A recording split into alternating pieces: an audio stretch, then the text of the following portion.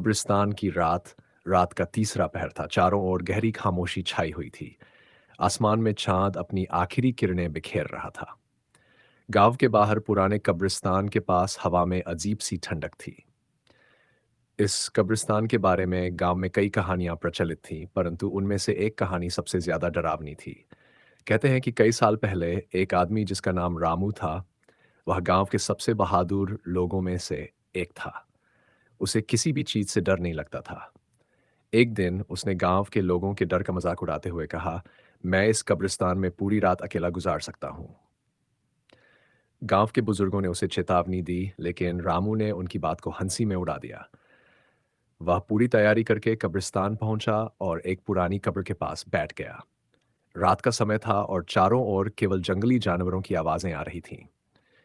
जैसे जैसे रात गहराती गई, रामू को अजीब अजीब सी आवाजें सुनाई देने लगीं। पहले तो उसने सोचा कि ये उसकी कल्पना मात्र है, लेकिन आवाजें बढ़ती चली गईं।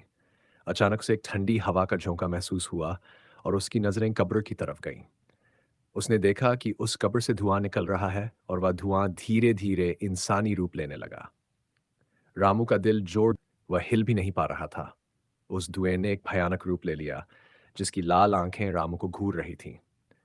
रामू ने उठकर भागने की कोशिश की, लेकिन उसके पैर जैसे जमीन से चिपक गए थे। वह भूतिया आकृति रामू के पास आई और उसके कान में फुसफुसाते हुए बोली, तुमने हमारी नींद में खलल डाली है, अब तुम यहां से जिंदा वापस नहीं जाओगे।